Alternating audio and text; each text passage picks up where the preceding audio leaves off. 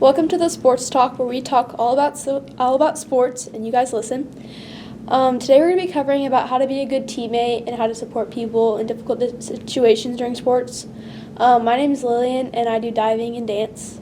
I'm Addy, and I do tennis. I'm Oakley, I play volleyball. I'm Bryn, I play volleyball. I'm Olivia, I play volleyball. So the first thing we're kind of going to cover is how to be happy for teammates when they beat you, or maybe they do better at you at a game. I have a bit of experience with this myself just because this past season I got injured. So I've been having to watch all of my friends compete in diving while I sit on the bench and can't really do anything. So it's just been difficult for me to experience that, and I have been focusing on cheering for them and being good, but just reminding myself that I always have next season, it's going to be okay. You can always do your best to outwork them and try really hard. That's something I also probably struggle on too with tennis, being the only 8th grader last year who wasn't on county. Especially the fact that a lot of the varsity players last year did not even want to be on varsity, so that was really hard too.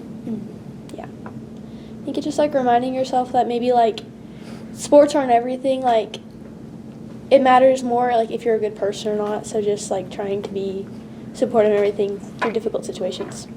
Okay, the next thing I think we could cover is how to approach team building activities. Oakley, if you want to start us off on that. Yeah, sure. It's really important to know your teammates and to be actual friends with them. And a good way to do that is just by going to dinner after a game or a practice, because that's the better you know someone on your team, the better you play. Yeah, we actually did that. We went to Chicago's Pizza. Yeah, and I think just approaching it with an open mind and being friendly, because it's really important to build team camaraderie, I think. Mm-hmm. I think the next thing we can kind of cover, a little bit of a difficult topic, is how to handle drama and disagreements on a team. Addy, if you want to kick us off on that. Tennis, there's definitely a lot of drama and arguments because the people that are on varsity oftentimes don't want to be on varsity, and so I remember last year there was 7th grade year, there was this girl who was really mad because she wasn't on varsity. So How did you kind of handle that? What's your best way to? the coach really just talked to her about it, and the main thing that really got her to realize about it was when the coach told her she was going to get kicked off.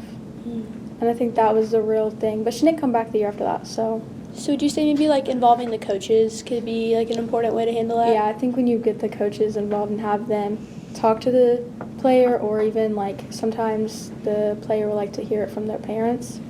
Yeah, that's a good point. I think the next thing we could talk about is how to encourage teammates, maybe at a game, how to cheer for them. Olivia, if you want to kick us off on that. I think so freshman team and junior varsity played at the same time, and then after that we'd have to go watch the varsity game.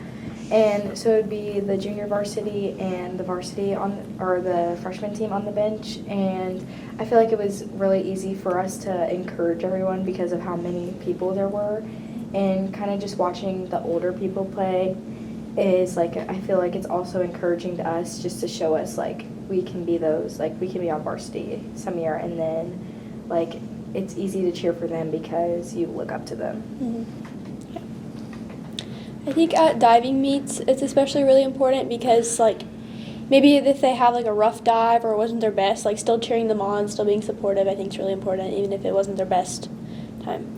Yeah, and volleyball is a really back and forth sport, so you never know, a team could win by 1 point and a team could win by, well, you can't necessarily win by 1 point, but a team could win by 2 points or a team could win by 5 points, and it's just very back and forth, so it's harder for the people playing to stay encouraged because they're just going back and forth for multiple sets. Okay. And so does with tennis too. One wrong hit, one wrong serve can really mess up the entire thing, so it's really nerve-wracking, but a lot of us kind of learned early on how to cheer on. Yeah. I know we could talk about this for a really long time, but unfortunately we're about out of time. Thank you guys for listening. We'll get back later.